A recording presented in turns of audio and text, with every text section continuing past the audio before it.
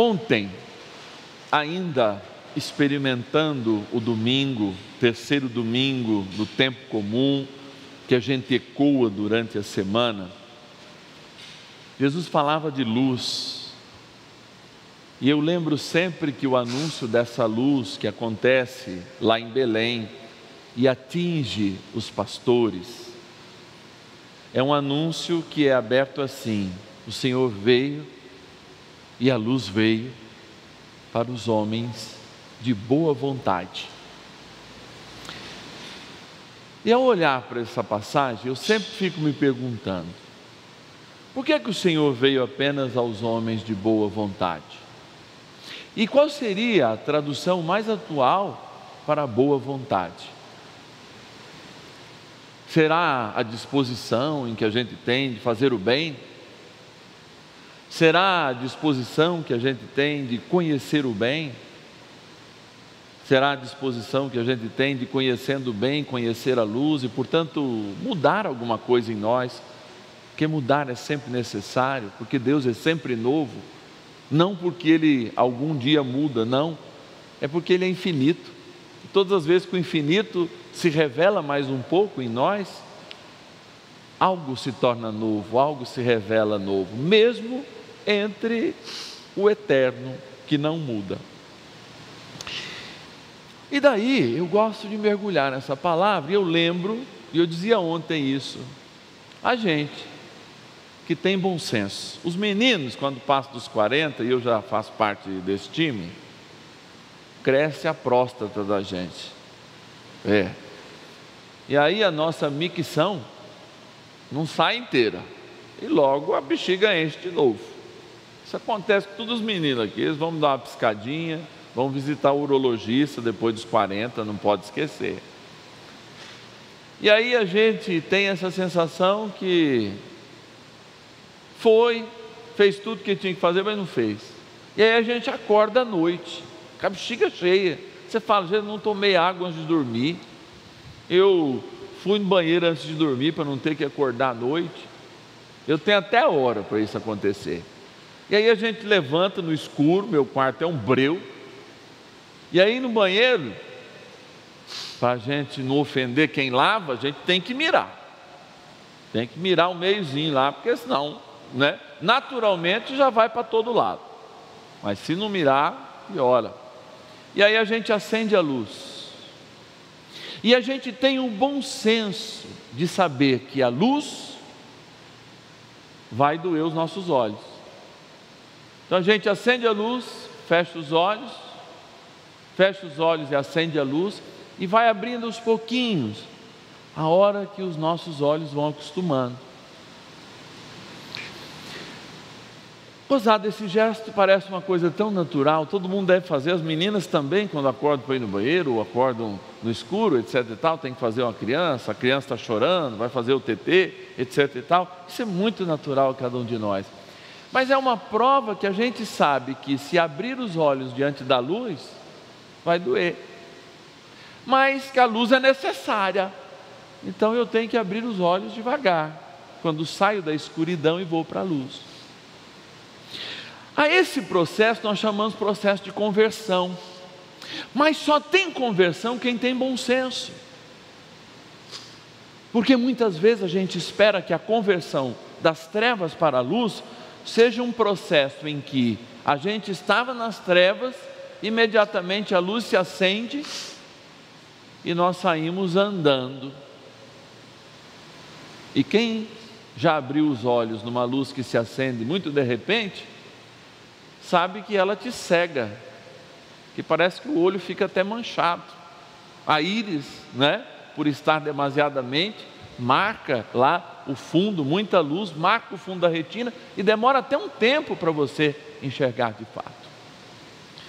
Então, ter o bom senso para receber a luz é saber que nós estamos num processo de, sendo filhos da luz, não sermos mais das trevas, e ir diminuindo a nossa capacidade de produzir sombras em nós mesmos, para deixar que a luz de Deus vá nos invadindo ao ponto de que envolvidos na luz do nosso batismo, depois produzindo uma porção de pecado, tendo sido perdoado pela confissão sacramental, a gente chegue de novo a ser envolvido para a luz no dia derradeiro da nossa existência, não sendo mais trevas e demonstrando a Deus que não somos mais trevas. E aqui é interessante, porque os mestres da lei não eram homens ruins. Os mestres da lei eram os catequistas, Marco, daquela época. Eram os líderes das comunidades. Eram homens que ouviam a palavra, mas tinham perdido o bom senso. Eles queriam, como eu disse já aqui algumas vezes, pegar a palavra e julgar as pessoas através da palavra, impondo severos costumes, mas esquecendo que aquelas pessoas precisavam reconhecer que estavam nas trevas.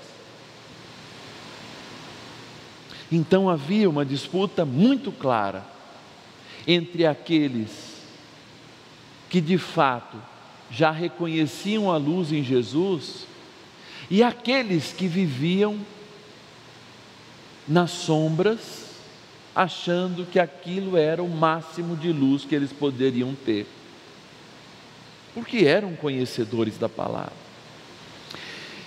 E quando a gente está na luz, todo mundo olha. E quando a gente gera luz, como Jesus estava gerando luz, por sinais maravilhosos, o que eles tinham que fazer? Denegrir a imagem de Jesus. E como eles começaram a denegrir a imagem de Jesus? De muitas formas. Nós lemos esses dias, mas não é o filho de José? Como pode vir alguma coisa boa da Galileia? E agora, talvez mais severamente, diante dessa comunidade em que Jesus estava pregando a palavra, ensinando, pregando e curando, eles queriam denegrir Jesus dizendo: olha, não é pelo bem que ele faz as coisas, porque parece que ele não segue a lei, mas é pelo mal. Mas afinal de contas, como canta o Padre Zezinho, houve sobre a terra alguém que viveu maior amor? Não. Houve alguém que cobrou alguma coisa desse amor dado em forma de caridade, a ponto de atingir a caridade de entregar a sua própria vida? Não. Então os atos de Jesus diziam por si mesmo. E o que era complicado é que os bons homens daquela época haviam perdido o bom senso. E mesmo vivendo sob o aspecto da lei, não conseguiam mais transformar a lei em amor, ou seja, o que sabiam em prática. Estavam dando problema para Jesus curar no sábado, estavam dando problema porque Jesus era da periferia do reino, estavam inventando moda que Jesus fazia aquilo em nome dos espíritos que regiam o coração deles e não pelo Espírito de Deus, porque Ele era o próprio Deus. E aí uma pergunta que perfaz os séculos a todos que ouvem essa palavra: o que é pecar contra o Espírito? Quem tem bom senso sabe que a única maneira de pecar contra o Espírito Santo, de blasfemar contra o Espírito Santo, é justamente negar aquilo que Jesus veio trazer, negar a salvação. Hoje inúmeros de nós negam Jesus Salvador, mesmo dizendo que vivem o Evangelho. Muitos se dizem cristãos, mas acreditam em coisas que o Evangelho não traz como certas, traz inclusive como erradas.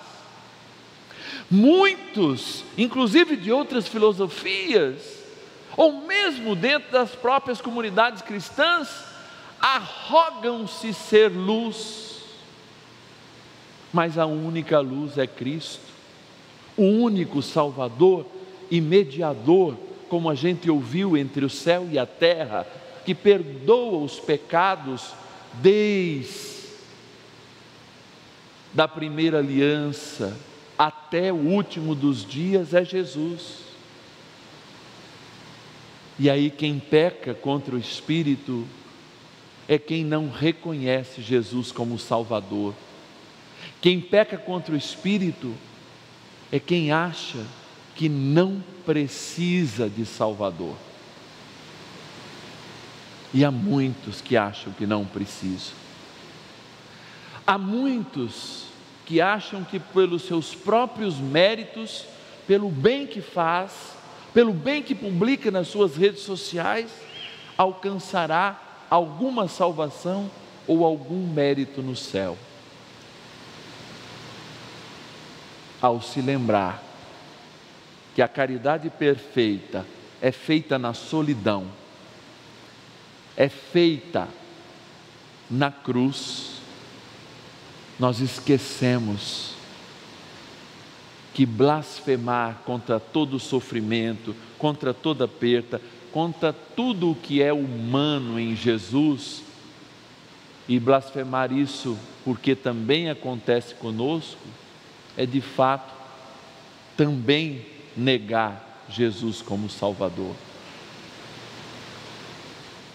Ser luz, então, é antes ter bom senso, de reconhecer que não existe milagre que possa transformar um coração que, nascendo na luz, prefere as trevas, como é o coração humano.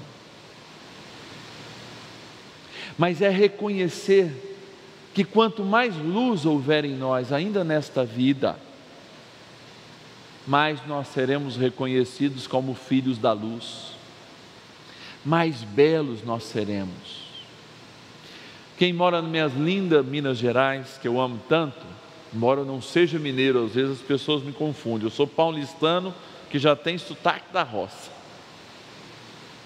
Quando a gente visita cidades históricas, encontra sempre uma obra do Aleijadinho, o maior expoente do barroco brasileiro, e o barroco talvez seja a forma mais bela que a gente constitui para representar um santo, porque justamente é no barroco, aqueles santos, cheios de adorno, a dinâmica das trevas e da luz. É esse o segredo da arte barroca. O perfeito casamento da humanidade e trevas com a luz de Deus. E aí a gente mostra o belo, até que de novo, por ocasião do nosso passamento, no final de tudo, quando equilibramos com bom senso o que há de trevas em nós e a luz que a gente se abre aos poucos, cada dia da nossa vida, de novo a gente seja tomado pela luz. E é por isso que lá no Apocalipse, os salvos não são reconhecidos por serem barrocos, mas são reconhecidos porque as suas vestes, o que acontece? Brilham, reluzindo a luz do Cordeiro, que do trono faz com que a gente seja só luz. E é por isso que tanto nós falamos em alvejar as nossas roupas, alvo quer dizer branco, no sangue do Cordeiro, para que quando chegar o dia derradeiro, reconhecendo Jesus nosso Salvador, a gente entre limpo e brilhe, porque a sua luz vai sair do trono e vai fazer com que as nossas roupas brilhem. Assim é o seu rosto transfigurado no Monte Tabor, assim é o céu, como nos promete, um lugar onde a luz nos envolve de tamanho, que a gente também passará a ser e a brilhar como uma estrela. E aliás, a estrela fica até no céu. Então, amados, hoje, agora, é hora da gente tomar uma decisão, ir para a luz e abrir os nossos olhos, nos enxergar primeiro antes dos outros e trilhar este caminho de luz que nos leva a Jesus, o nosso Salvador. Louvado seja nosso Senhor Jesus Cristo. Sempre seja louvado. Esse programa teve o apoio dos nossos benfeitores. Seja também um benfeitor evangelizando conosco. Ligue 0 Operadora 11 4200 8080.